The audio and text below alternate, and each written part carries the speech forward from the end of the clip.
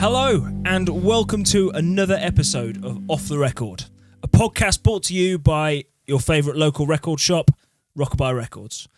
We're an independent and small record shop in the heart of England, in the smallest county in Rutland, in Oakham.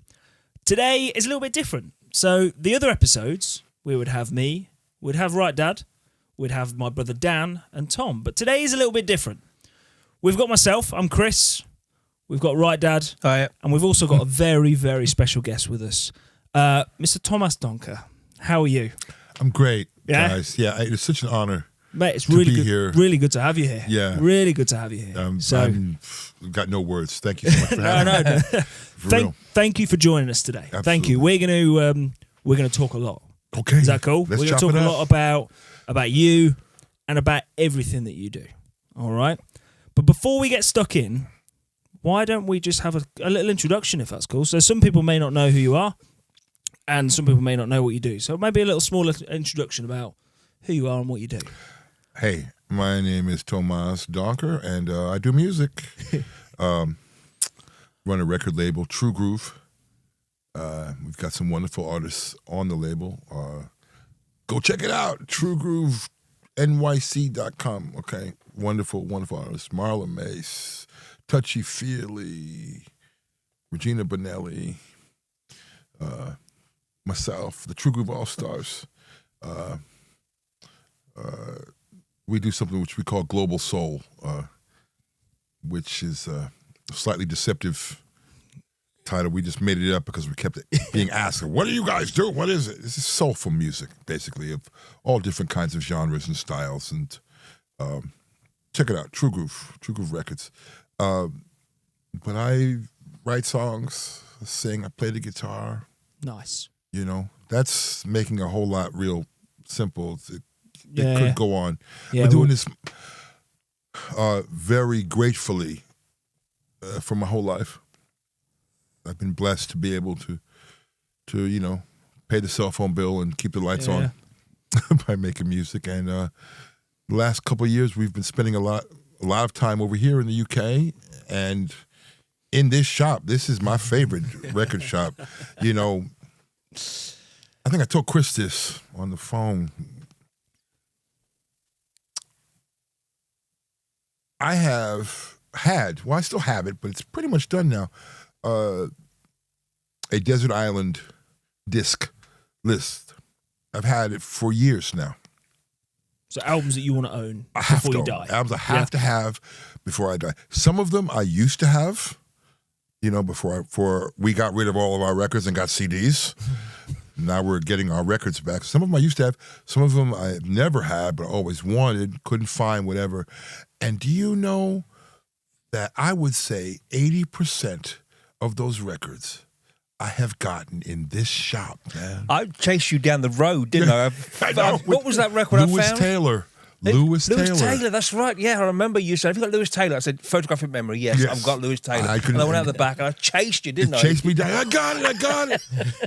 For those of you who don't know who Lewis Taylor is just look him, Lewis Taylor. Just please, you should know him. Okay, legend, genius, for real. And I don't say that lightly. He is no longer recording or doing anything, so his records are very precious, very hard to find. And sure enough, they had it here. More importantly is that they knew what it was. Yeah.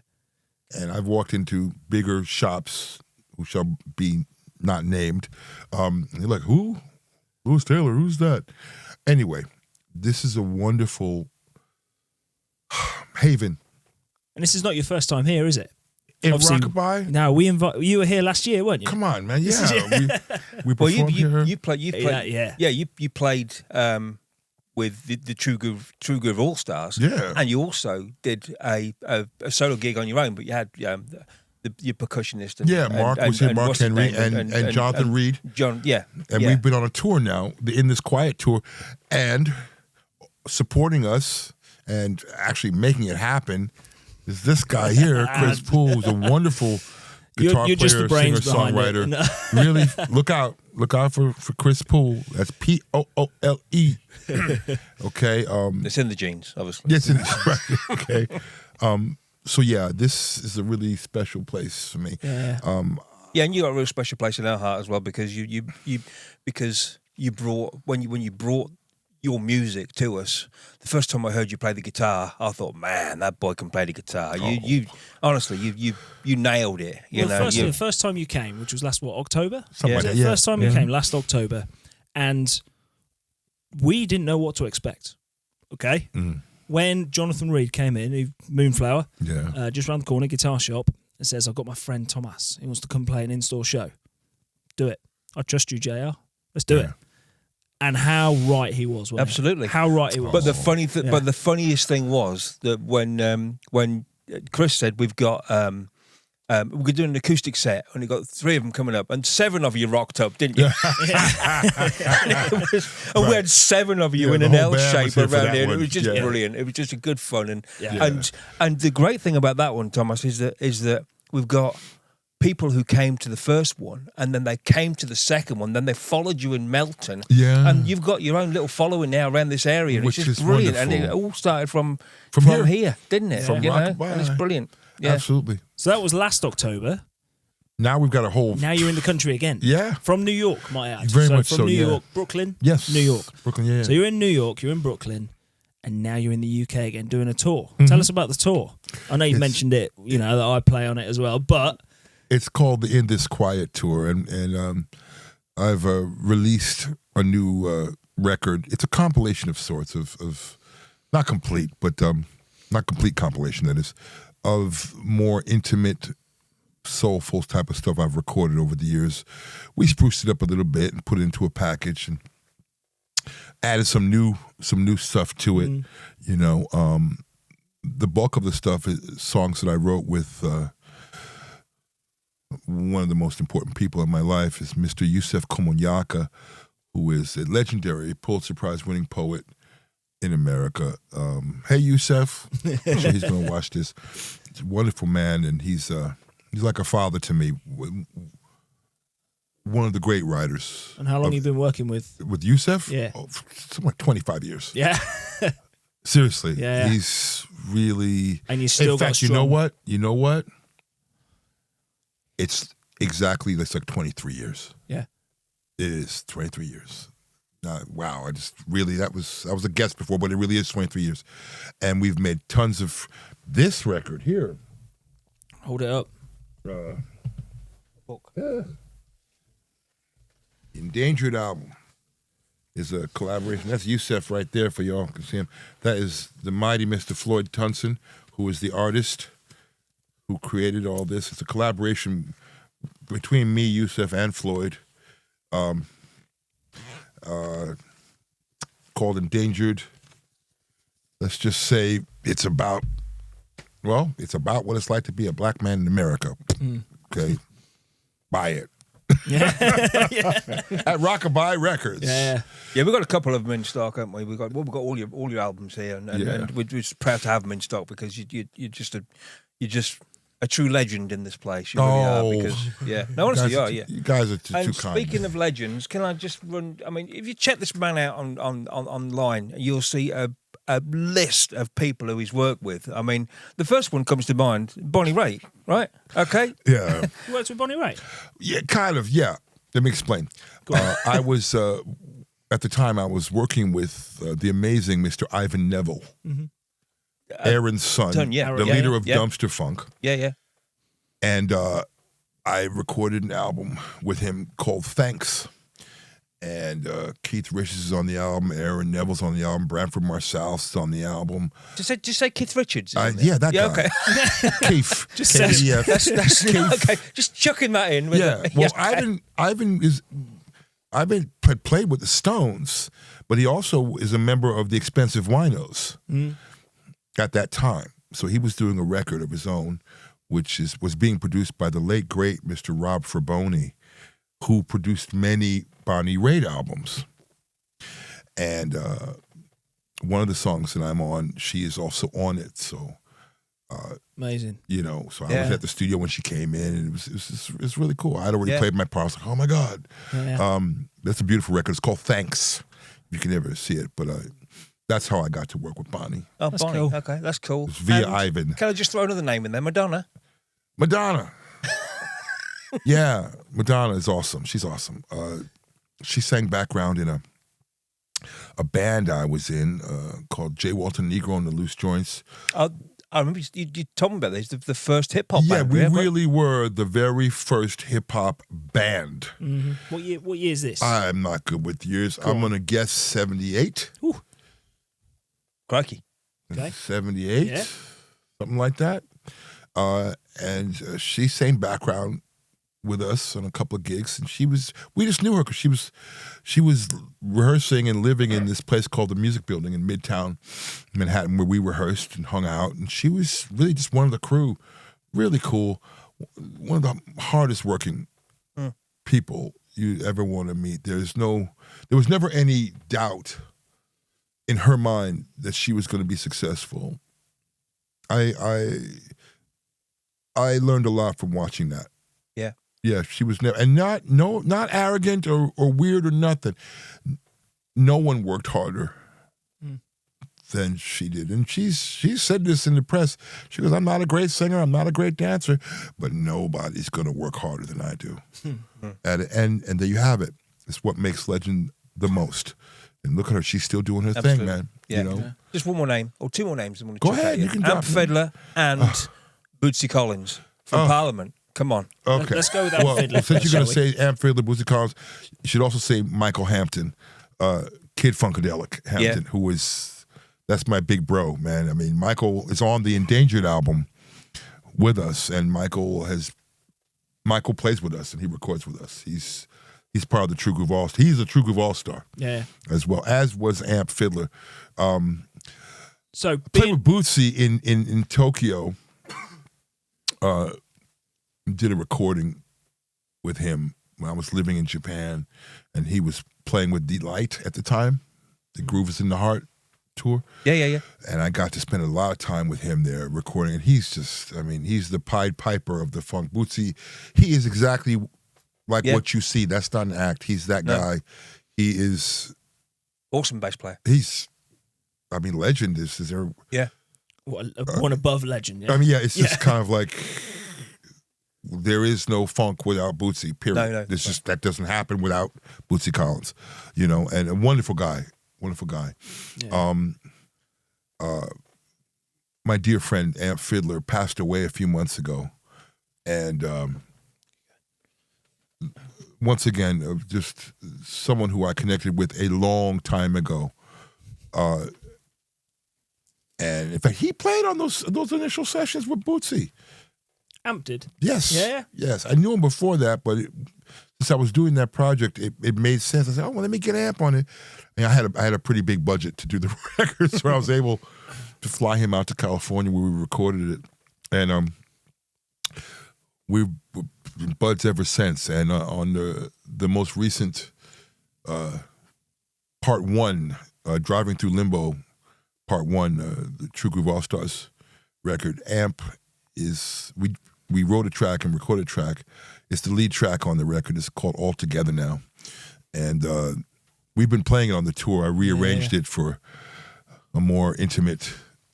It's one of my favorite parts of the show. Setting, that song. It's really beautiful. But it's a nice homage to Amp Fiddler. Yeah, I wrote that with him, and needless to say, y'all remember 10 minutes ago when we told you about how Papa Rockabuy was running down the street with the Lewis Taylor record. So I'm on the phone with Chris, literally the day that Amp passed, and I was pretty upset, as you can imagine. I said, Chris, Amp has this album, man. It's his first solo album, man. I would do anything to have it. It's really hard to find. Chris says, "Leave it with me." We made a phone call, didn't we? And literally, like literally 10 minutes later, he WhatsApps me, "Got it." And here it is. Amp Fiddler, Waltz of a Ghetto Fly. I can't tell you how much this means to me to have this. We've had it in the shop waiting for you to come. Yeah, in. we have. We've had it. Yeah, You know. I haven't told you how much it is yet, but we're. It's a wonderful record by a true legend. If you don't know who Amp Fiddler is, go find out. It's important music. Yeah, absolutely. So He's played with some amazing artists. As yeah, well, he's his CV is George Clinton, P-Funk, Seal, Kareem Bailey Ray, Tony Allen. I mean, it goes on. He's Michelle Indegliocello. I mean, it goes on. Amp is a real legend, and I am honored to have called him my dear friend and my brother. Yeah. Rest in peace, Amp. Absolutely. You know, that's cool. Yeah.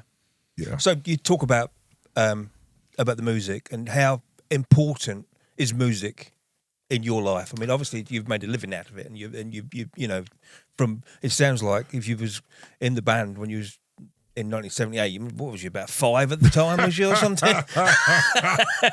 Well, let's start at the beginning, shall we? What age did you decide this is what I want to do? Music is what I want to do.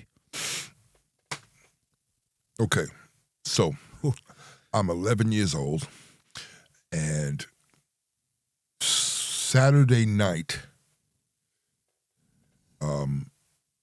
up until midnight, from about 10 to midnight, the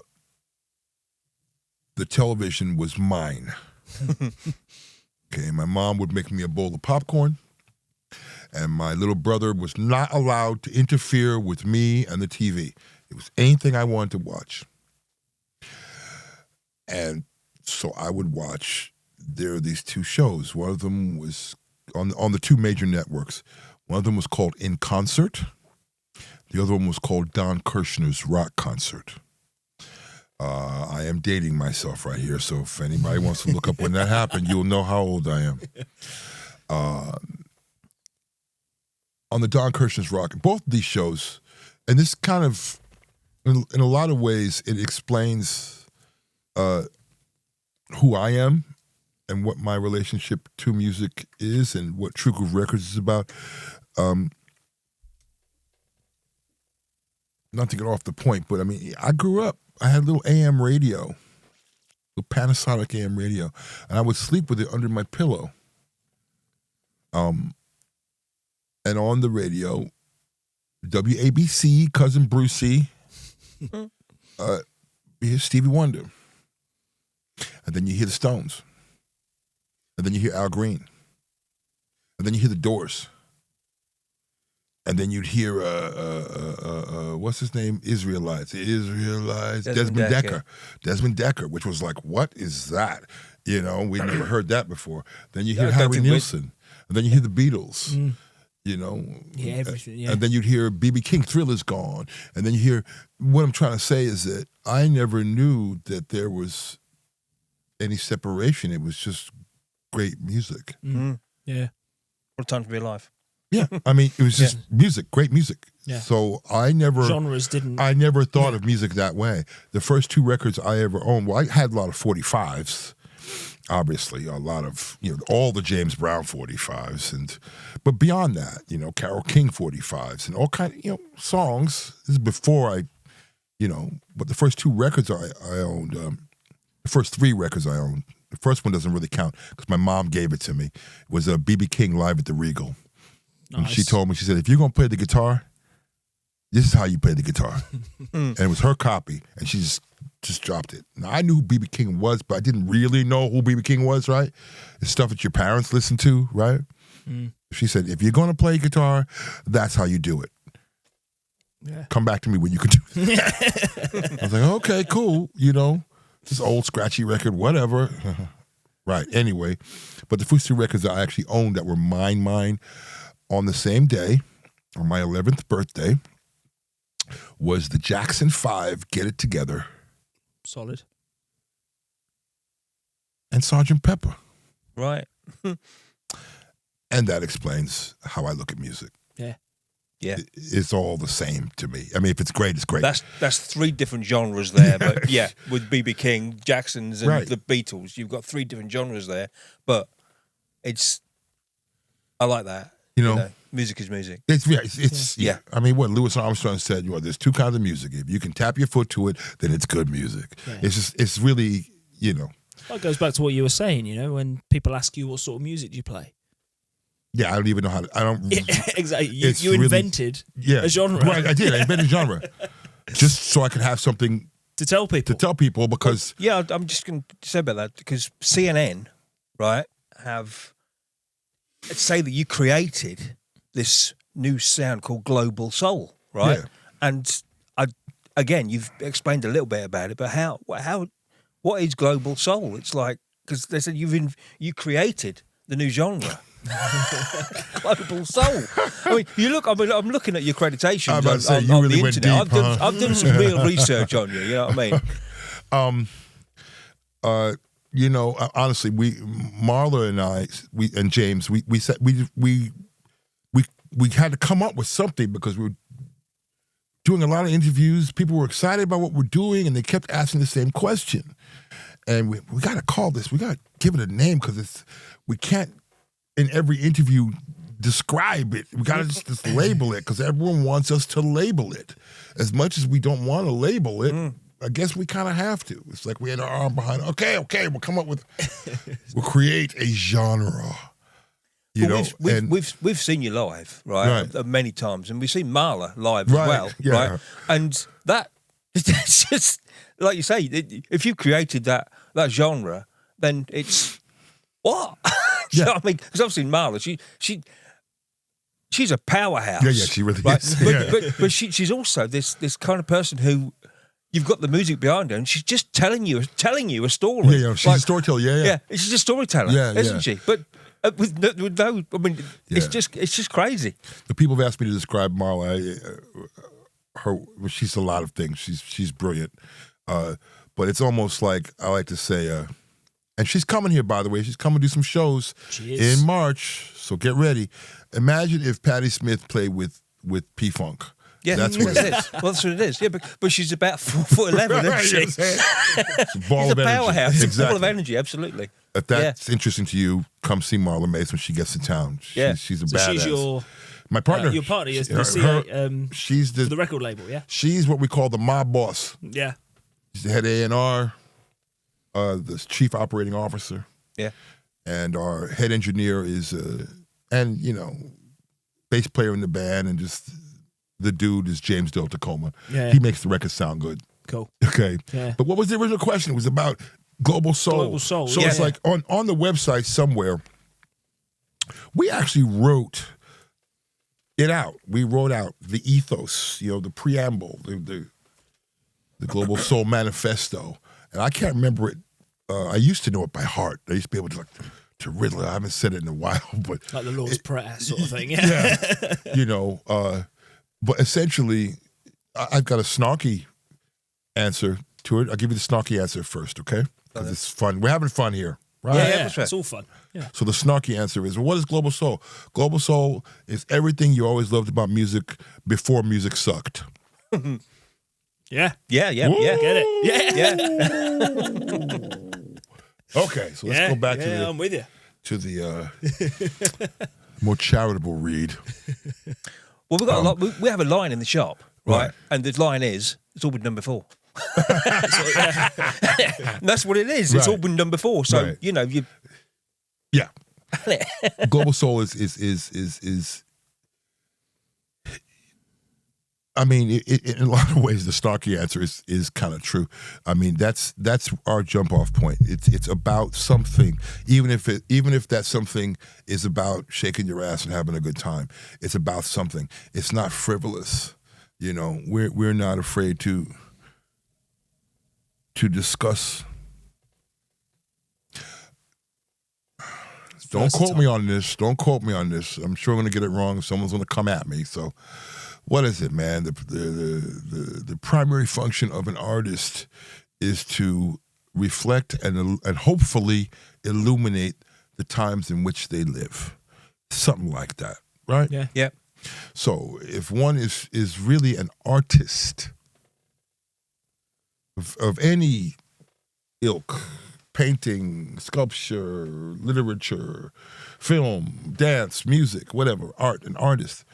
That is your job. Your function is to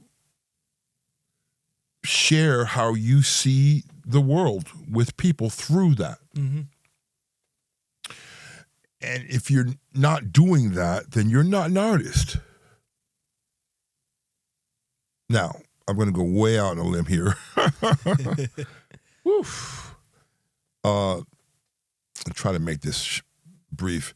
What I have noticed in past few years, it's been a while now, okay, because it's become the norm. There's a thing that's called the WWE, Worldwide Wrestling. Maybe you guys are familiar with it. The Rock. Okay. Stone Cold Steve right, Austin. all that stuff. Right. See, that's the old school stuff. That's my where the Macho Man, Randy Savage. Right, yeah. You know, Mankind. Right, exactly. Yeah, all right. Okay. The head guy there, Vince McMahon, he got subpoenaed to go to court by the Olympic Greco-Roman wrestling organizers, the guys who organize Olympic wrestling, and they were going to sue him because at the time it was called wrestling. And the reason why they were going to sue him is because it is not a sport. It's scripted. It's more of a soap opera than anything. But it involves aspects of wrestling. Athleticism. Right, athleticism. I mean, these guys are really hitting each other with chairs. It's no joke. They really do fly in the air, and but they're trained to do that. Yeah. So it isn't athletic. They're trained to take it as well. Right, exactly. Yeah. There's an incredible athletic component involved, but it is not a sporting event in its nature. They already know who's going to win because it feeds the next story. It's more of a soap opera. So the Greco-Roman wrestling organization is going to sue Vince McMahon, saying you can't call what you do wrestling. You're giving wrestling a bad name. Okay. When people see wrestling in the Olympics, and you see the guy, and they're it's not. Listen, I don't want to bash Greco-Roman wrestling, but compared to the other thing, people would look at it because this isn't anywhere near as exciting. It's just like, this is plain vanilla. This is like, isn't he going to hit him with a chair? What's going on? And Vince McMahon went to court. I remember seeing this on TV. I was like, they got him. He's in big trouble now. And I saw this clip on TV. He says, I want to apologize to the Greco-Roman, wrestling organization. I was a wrestler in school. My dad was a wrestler in school. Our family loves wrestling. We would never want to sully the good name of wrestling. I really had no intention of ever offending anybody. Please forgive me, because they were suing him for millions of dollars, right? And he was like, please forgive me. I will cease and desist. And the Greco-Roman wrestling people were like, well, gee, that was easy. Okay, Vince, okay, it's all good. 6 months later, he comes back and he's rebranded it. Mm-hmm. And he's calling it sports entertainment. Kablow. And it's bigger than ever. Why am I telling you about wrestling? I find more often than not today what's going on in the so-called music world is music entertainment. It's not really music. There's elements of music involved, but there's a lot of peripheral stuff that gets attached to it for whatever justifiable marketing reasons, blah, blah, blah, blah, blah, blah, blah, blah, blah. Okay. It's a different thing. It's different. It's fine. It serves a function. I'm not saying it doesn't, I hate it. I'm not going to name any names, and I get some enjoyment from a bunch of it. I've got loads of names in my head, but I'm not going to do that. Right, you know what I'm saying? Because we sell their records in the shop. Exactly. But I would not necessarily consider it great music. Yeah, it's not life-changing music. It's just not. And great music has that kind of capability. Yeah. It really does. It's not temporary. And great songs have that great capability. Songs. So I've always said that a song is not just a song. A song is a moment in time. That when you listen to a song, it takes you right back to when you might have first heard it. Yeah. It takes you right back to a memory that you might have had with that song. So a song's not just words and lyrics and music. It's actually a moment in time. Exactly. Yeah. Shared by an artist. Exactly, yeah. A musical artist. And then all of a sudden that artist is in some ways speaking your truth as well. Yeah. You know, in that song. Yeah. You know, it's amazing. It's really a wonderful thing. Anyway, like I said, I'm not trying to bash anybody, but it's more of a big picture discussion as to, you know, the way the world is going. You know, it's funny. I mean, I want to believe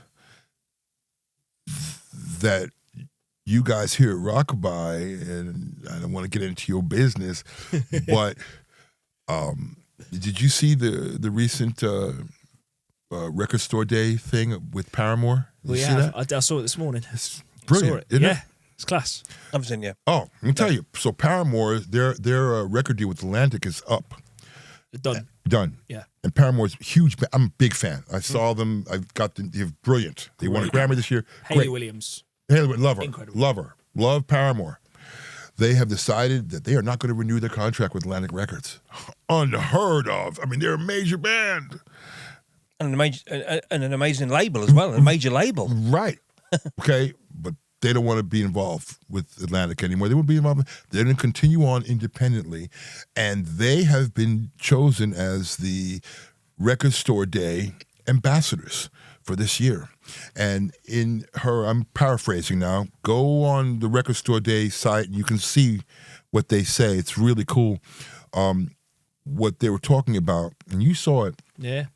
Was when they first started as kids in college and stuff, in high school, you know, it was like, yeah, let's go down to the record store and see what's happening, you know. And it was real. Right. It was raw. And they would walk into a place just like this, and they'd talk to a guy just like you, and they'd say, hey, have you heard this?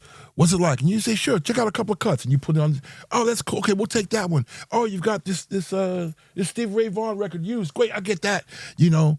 And that's how I grew up, man. All my allowance money, I used to go to this record store called Titus Oaks in Brooklyn. No bigger than this. Yeah. I would take every penny of my allowance and go down there and buy records. And the guy would play things for me. And after a while, he got used to, you know, if I didn't show up on Saturday, he'd say, yo, where were you last week? I was looking for you. I had 3 records for right, you. waiting for you. I had no chance. I did, because when I was a chef in Peterborough, the back door of our restaurant led into the back door of Andy's Records. Oh, my God. So my wages were spent in, and I've been saying to my mum, I can't pay any board this week because I've got no money left. Right. I've just bought a 15 records. armful of records. Like, So I had no chance, did I? You know what I mean? It was like, but that's how music was back in the day. And the only way, obviously listening to it on Top of the Pops, or listening to, there's no MTV back then, you know. You listen to the radio, or you go in and say, can you play that for me? Right. And that's how I'm hoping that we can kind of relive that in the shop. Do you know what I mean? Well, because that's what Paramore is saying. Said, didn't they? They are saying that this is where things need to go back to. Yeah.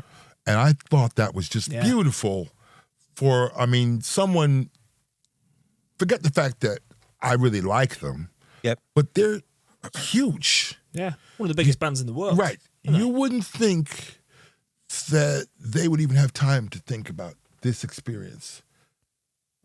And how important this is culture, man. It's not just vinyl, it's culture. Yeah. Yeah, absolutely. There's a lot of stuff We're going on. We're going back to that. I'm off on a little tangent, right? Mm-hmm. My phone going. No, it's not. on a little tangent going on, right? Me and my brother went to see the Stiff Little Fingers, right? Punk band, obviously, they're one of the best. Sure. What's his name? Was playing bass for them.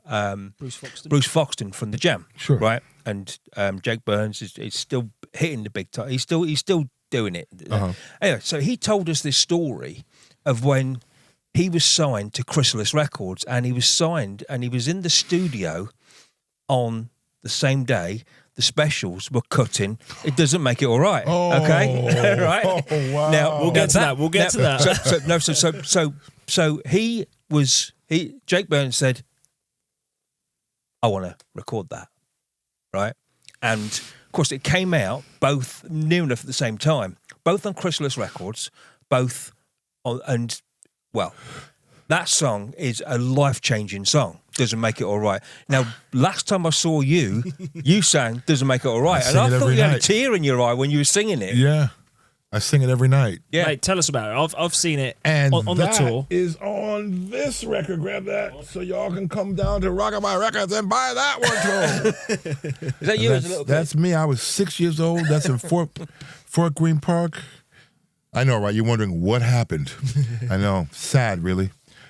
But it's a good record, okay? Yeah, I've seen you play that song every night, and I think that's my favourite part of the show. So tell us about I said, the last time when I saw you, you had tears in your eyes when you were singing it. So tell us the story. So, yeah, I mean, there was a radio show, a guy named Scott Muni on WNEW. And every Friday afternoon, he had his show was on, and it was from 4:30 to 6. And it was called Things from England. Hi, this is Scott Muni, and he talked like this. And it was Things from England. And, Friday, generally, we got out from school 2:45.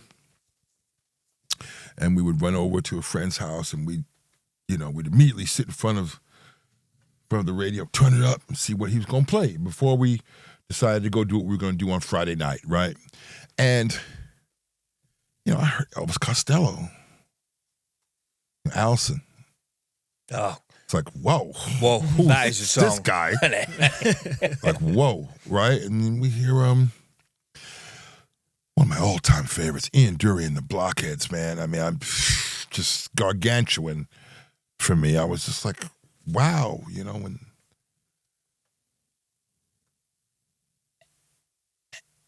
And then he plays Gangsters. And he mentions, this is what DJs used to do. DJs used to go on the radio. Not only would they tell you the songs, you didn't need to have Shazam to identify the songs. They would tell you the songs, and they'd give you a little bit of the history behind the song in real time. Well, Elvis Costello produced the first Specials record. Did you? Yeah. Yes. Yeah. And he produced Gangsters. I had never heard anything like that. I was just like, what is that? That's fucking badass. Yeah. And so I went to the shop called Bleecker Bob's in the Village, and they had all the import stuff. It was really expensive. I said, you got the Specials? And he was like, can you afford the Specials? I'm like, how much is it? It was like really expensive. But I got it, and I went home, and I put it on.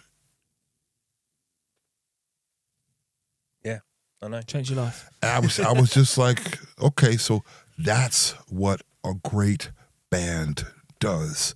The record sounds like they were in someone's basement and they just, okay, you guys ready? Play. And it was just, to this day, I don't think I have a record with that much energy on it, with great songwriting. Yeah. Mm-hmm. Okay? Great grooves. And a point of view, a real point of view. Well, it was post punk, wasn't it? Really? Right. And it was. I mean, the Specials is yeah. But we'd never ever have a record of the Specials that stays in the shop for. I would go so far, if I could get away with saying this, I would call Specials a global soul band, because it's not really ska, and it's not really post punk. I'll see where you're coming from. Yeah. And it's got so many elements in it. It's got soul. Right, Yeah. It's got soul. Yeah. So many elements in it. What is it, really? Yeah. What is it? We call it ska, right? But it's not really. It's something else. It's something else. Yeah. Anyway, this song, Doesn't Make It All Right, has been on my bucket list of songs to sing my whole life. As an inside joke to myself. Because just like that Desert Island list of records, I have a list of songs of other people's that I think I would sound good singing. People Have the Power. Mm-hmm. It's one of them. I got to record that. That's also on this record. I got permission from Patty to do that. Yeah. Yeah. Yeah, which is a whole nother story. But anyway, so during the pandemic. Oh, the lovely pandemic. There was the George Floyd horror story. And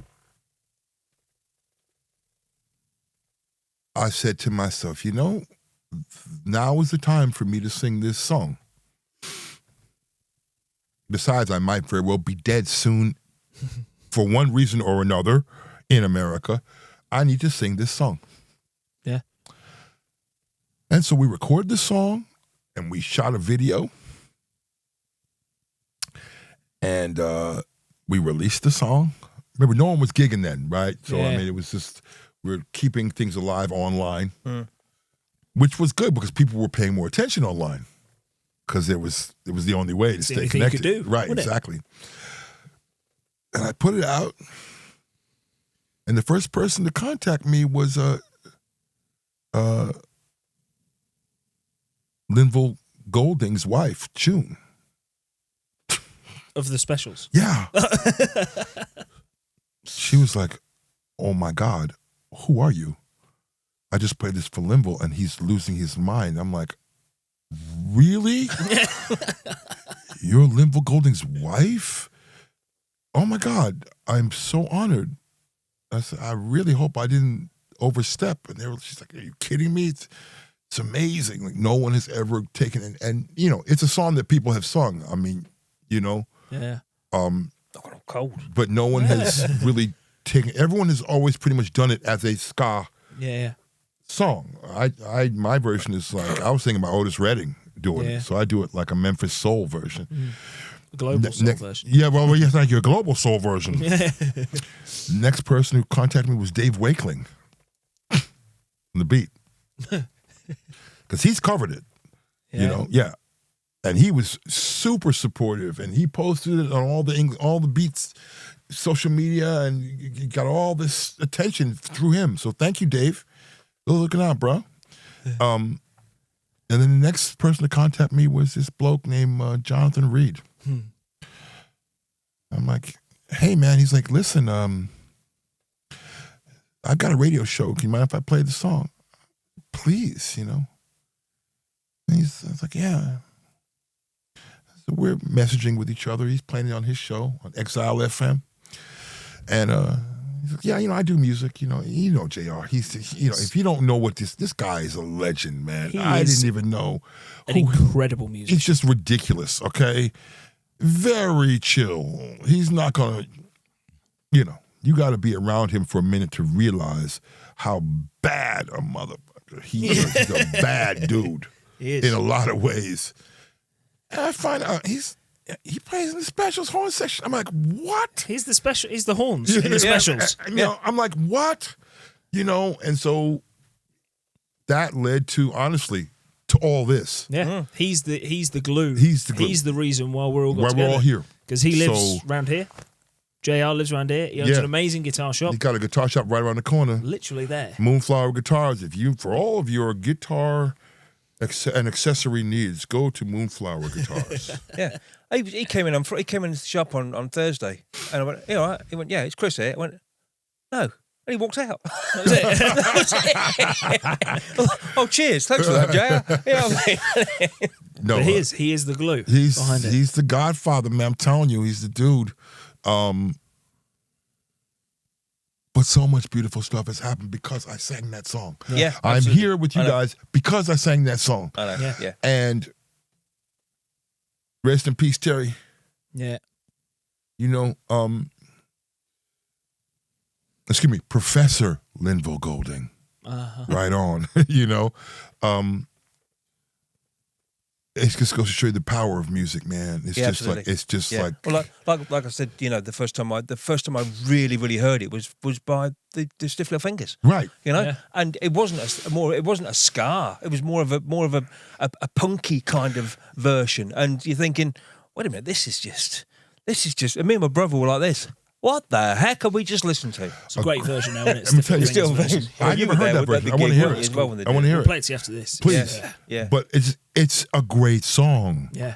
It was not hard for me to do. I mean, I didn't have to, oh, how am I going to do it? Yeah. I just sang the song the way I wanted to sing it, and it just wrote it, it arranged itself. And like you said, you released it at a time that you felt now's the time to release it. I had to. Yeah. That was the moment you were waiting for, subconsciously or unknowingly waiting for. Since I was 14. There you go. Seriously. Yeah. It's freaky like that. But it really felt... Now, I've written and recorded, created shows about racial injustice and social injustice and all that, and that's a certain part of my work is dedicated to that. Not all of it, but a chunk of it is, But at that moment, I really felt that song was what I wanted to say to people. Yeah, at that time. This is I can't say it any better. I need to sing this song. Yeah. You couldn't write a song. The song was written right, for that. It's a what's going on, Marvin Gaye. Right, exactly. It's one of those, isn't it? It's a change is going to come, Sam Cooke. Isn't exactly. It? It's one of them, isn't it? It's on that. It's in that very short list of songs, man. It is, absolutely, and it's by the Specials, and and you know what the great thing about that is? It's an album track. It was never never a single.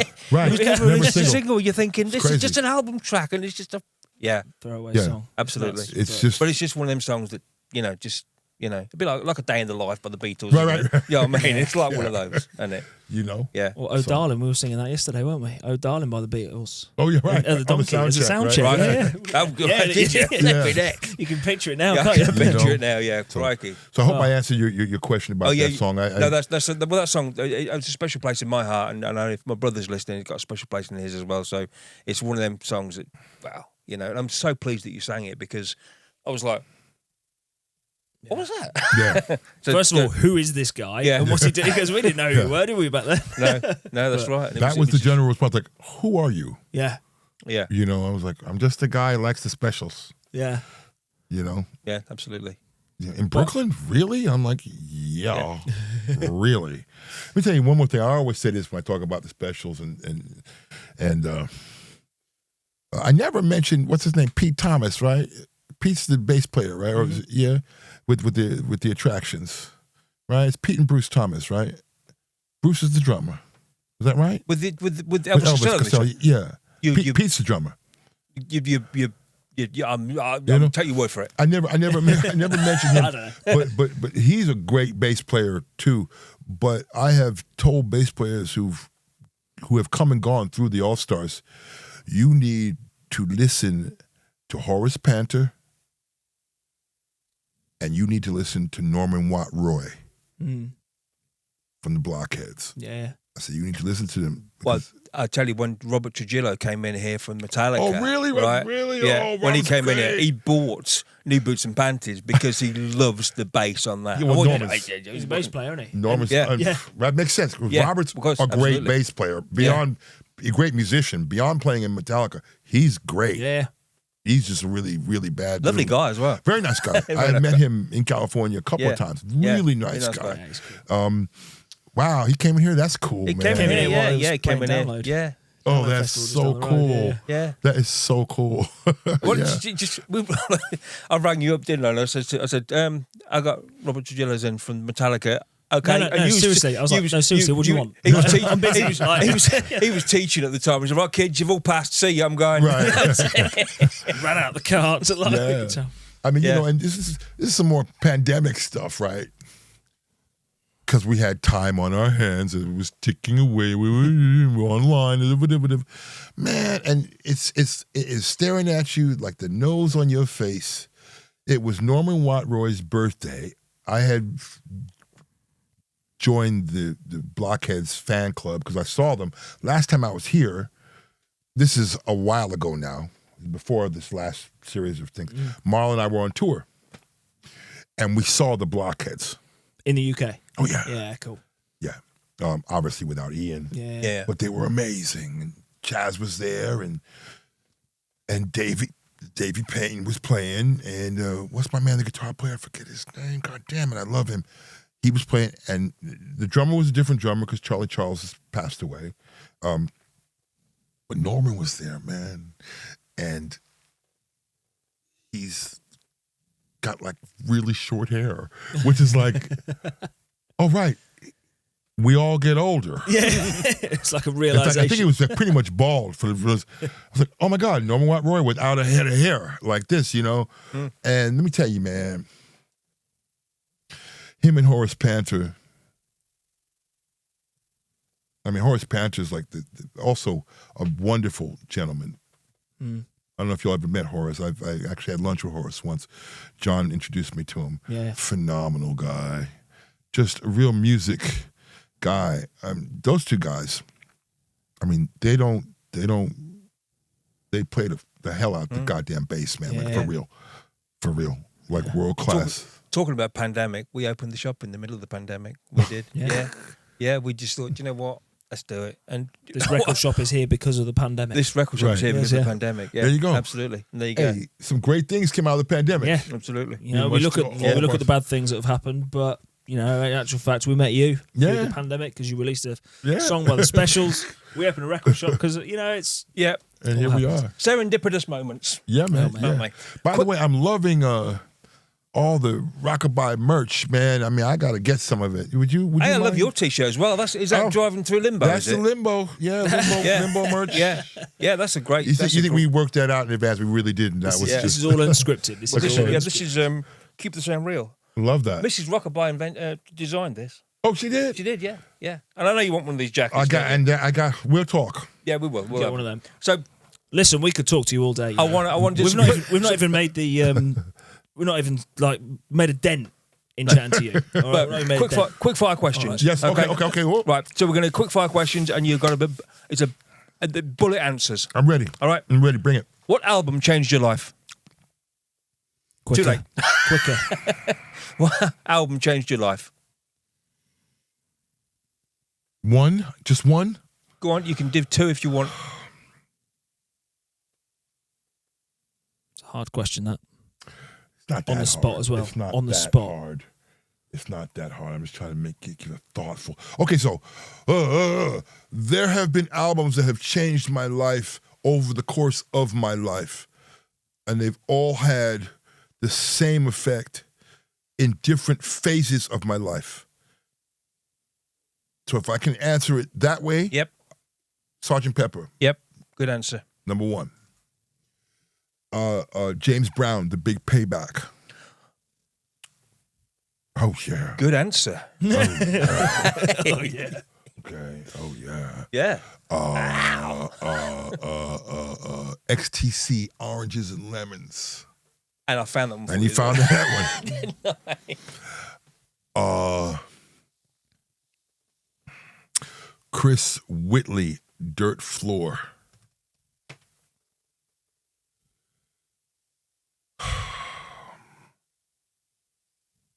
Solid list. B.B. King, Live at the Regal. Yeah, there you go. First one.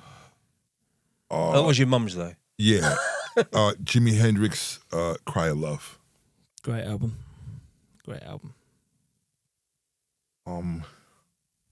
Cool. Last one. Herbie Hancock, The New Standard. Oh, good. Right. Okay. Okay. Next question. Dead or alive? Okay. 3 people to have dinner with. Muhammad Ali, David Bowie, and my mom. Beautiful. Nice answers. There you go. So what True Groove projects are you excited for?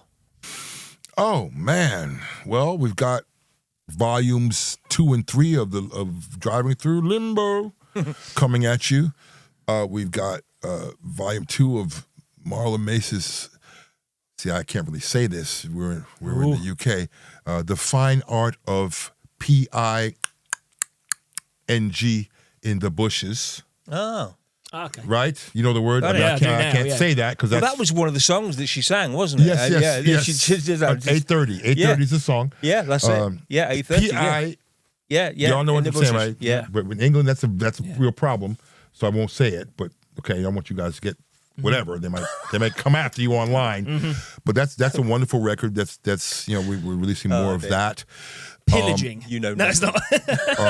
There's going to be a True Groove compilation project record that's going to be released pretty soon, featuring our latest compadres. And the album and on the label is Project Blackbird. Oh, cool! Which Project is Blackbird are doing Jonathan Reed and Ming's yeah. their band. They're a fantastic band. Okay, and we're so honored to have them on the label. So we're going to have them. It's got the sound of Sade, hasn't she? She sounds. That's what I told her. Yeah, it's Sade. It's something else no, too. No, she does sound like Sade. No getting around it. It's Sade. Yeah, you're more than Sade, Ming. Absolutely, yes. You're more than Sade. Okay. Regina Bonelli. Oh, Regina Bonelli, an incredible blues singer. She's also on the label. And Touchy Feely, which is James Del Tacoma's project. So we're going to have all of our True Groove people on a compilation. Yeah, and the True Groove All Stars are they're going to be there in the background. They're in the mix. They're in the mix. Cool. Though I will say the Touchy Feely project, which is James. James played all the instruments because he's a wizard like that. Right. But I'm very excited to release that. We've done compilations before, but this is a new phase. Mm-hmm. So I'm excited about that. Go next one. Okay, where in New York City is the best place to eat? Man, okay. My favorite place to eat. Oh, food delivery. I told you we got some food coming, didn't I? Thank you so much. Thank you. Got some food. You. Cheers. Come on in. Yeah, we'll keep it unedited. Perfect timing. We will do. We'll come over in a bit, though. Okay, is that all right? Yeah. Yeah, okay. Cool. Thank you. Cheers. Thank you. Ooh, that smells good. Insa, INSA, in Gowanus in Brooklyn. It is the sexiest, coolest Korean barbecue. If you've ever had Korean, just for meat eaters, I eat meat, but they also have wonderful vegetarian selections. Okay, Insa, INSA, Korean barbecue. Awesome. Right. So, what's the best advice you ever got?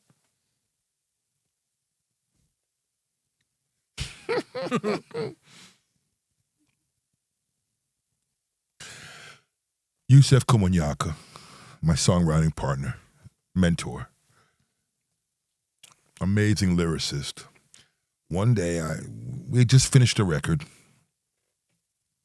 This thing's called Big Apple Blues. I think it was that record we'd done. And we're having lunch, and I asked him, I said, Yusef, how do you do it, man? How do you do it?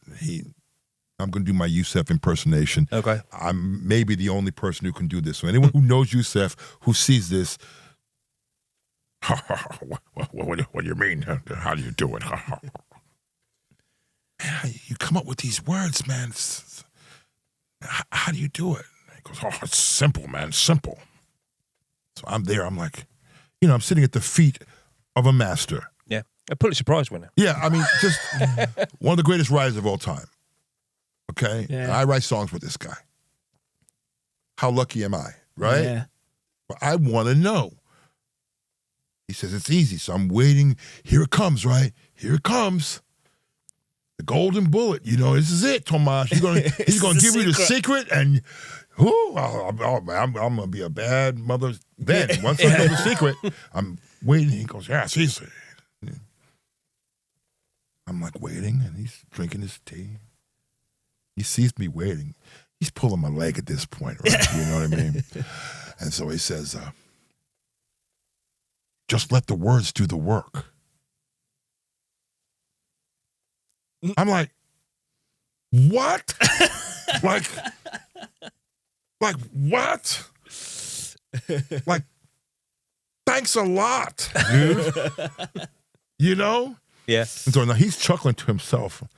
I'm like, Yusef, really? And he goes, well, you have to know which words to use, of course. That's the best piece of advice I've ever gotten. Right. Mm-hmm. Let the words do the work. Let the words do the work. Okay. Brilliant. I've taken that and I've expanded it. It's like, let the song do the work. You know what I'm saying? It's like you put everything you have into this thing. It's good enough. Let it do what it's supposed to do. Yeah. So quick find out. Studio or live? Two different things. Two completely different disciplines. Okay. I believe now more than ever they should be very different from each other. I think that's a good thing. Yeah. Well, you're a producer as well, aren't you? You got both sides of the coin. Yeah. Yeah. Perform and produce. Yeah. Well, but even live performance is a production. I mean, you have to. You have to decide how you're going to perform, and just it's two sides of the same coin. Beatles or Stones? Oh man, it's like boxers or briefs. Actually, I don't wear briefs. So Beatles. Oh wait, no, The Beatles, yeah. Yeah, I mean, I love my Stones though.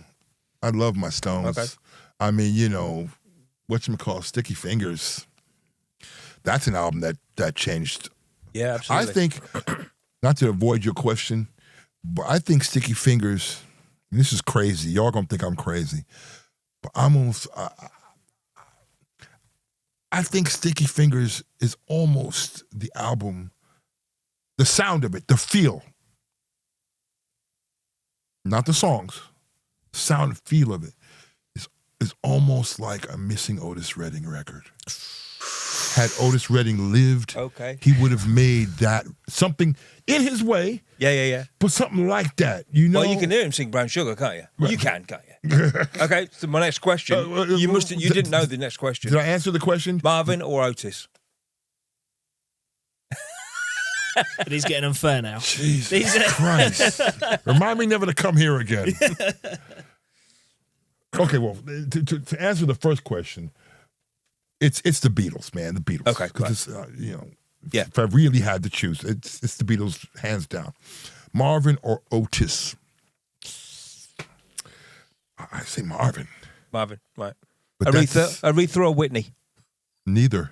Gladys. Okay. Nice. Good one. Nice Gladys. one. Yeah. Gladys or Chaka. That's where I'm at. Chaka Khan. Yep. Chaka Gladys Khan. first. Chaka Khan. Yeah. Hip hop or soul? That's a hard one. I am. Man, that's dangerous, man. That's dangerous questions. They kind of mingle into. No, now they have. Yeah. They've starting to get there.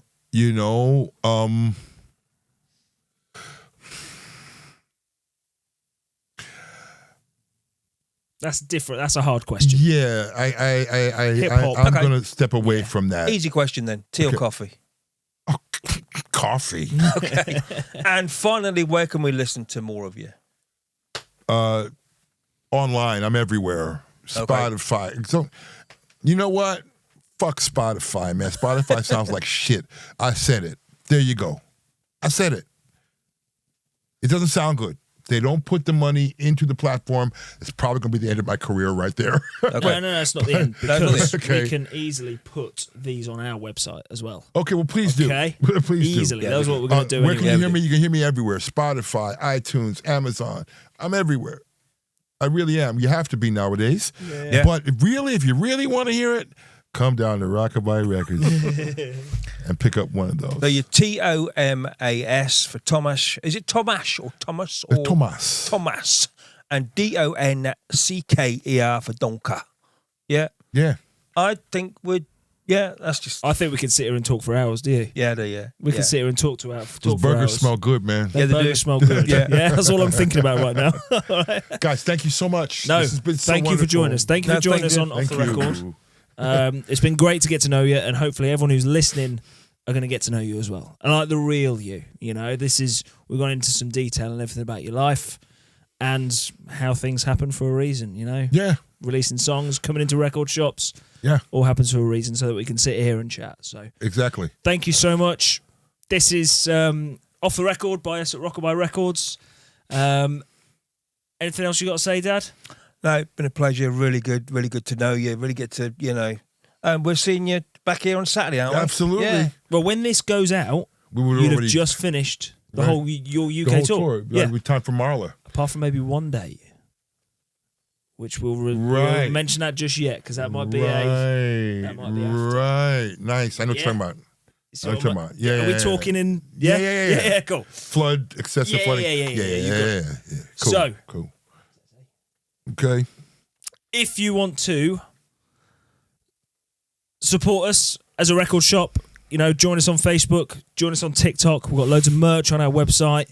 We've got T-shirts, we've got hoodies, we've got these baseball jackets that you're going to have as well. Absolutely, man. They're all on our Shopify website. So just go on www.rockabuyrecords.co.uk and everything is on there. Facebook, TikToks, where you listen to him talking about music. And Right, Dad? Right, Dad. That was a good impression. Yeah, that was a good impression. I know. But for now, thank you so much, Thomas, for joining us. Thank you all. Thank you. Peace. Yep. And God bless you. see you next time. Absolutely. Yeah? Awesome. All right. Beaut. Thanks. Let's eat. Let's eat.